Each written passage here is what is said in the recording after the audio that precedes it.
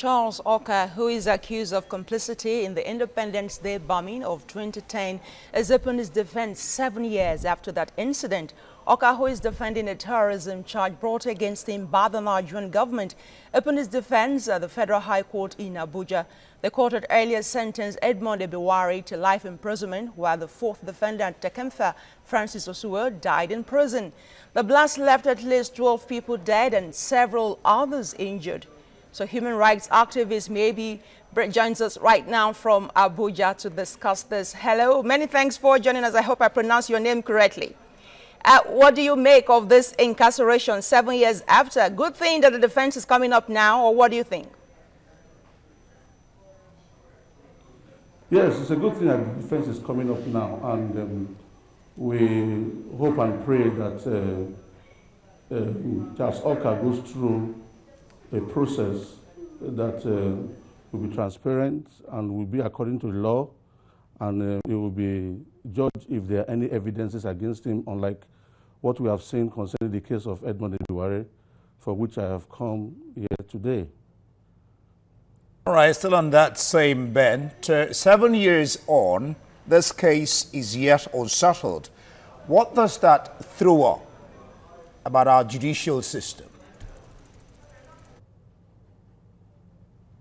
Yeah, first of all, taking the lead in fighting for the release of Ebiribena, for me, it comes with mixed feelings, because on 1st of October 2010, there was the Abuja bombing, which took 12 lives and several people were injured. It's a very sad case, But for the case of Ebiribena, it was never charged with terrorism. Ebiribena was charged for accessory to treason. Now, and it was given a life sentence in 2013.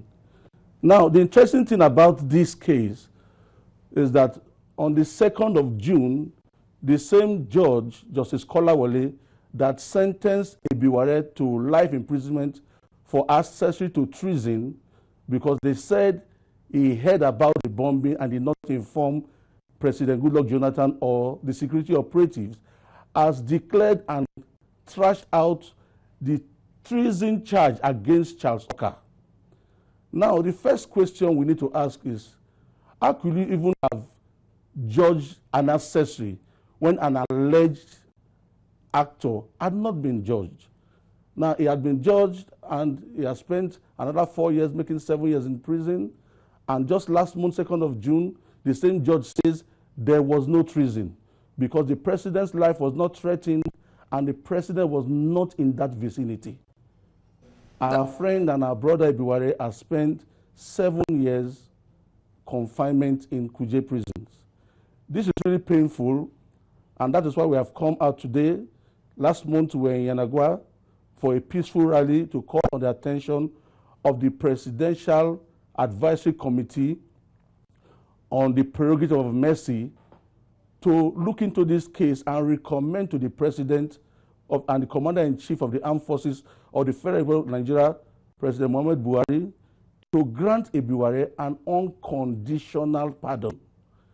Yes, I'm aware also that this case is in the appeal court, and the lawyers last week have also cited this latest authority of the judgment that Charles Okah cannot be tried for treason as an additional authority to the appeal court.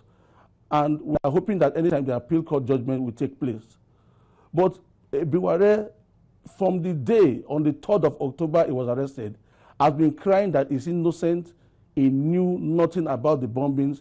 He never knew Okah, and he has suffered all this while. So we are calling upon the president to really look into this issue and the advisory committee so that Ebiribena can be set free. He has a 13-year-old daughter. He has a 9-year-old son. He has a young family that have been abandoned for all this while.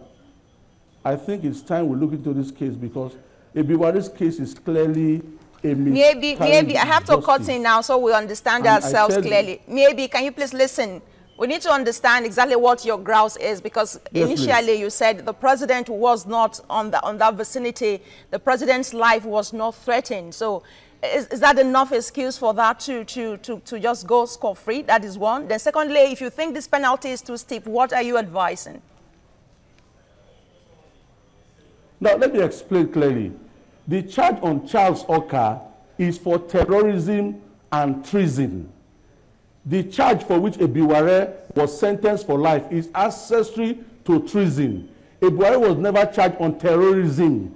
So if the same judge is coming to say that even Charles Okah cannot be tried for treason because President Jonathan's life was not threatened, neither was he in that vicinity, and the charge on treason on Okah has been dropped, then what do you say about an accessory that already has a life sentence?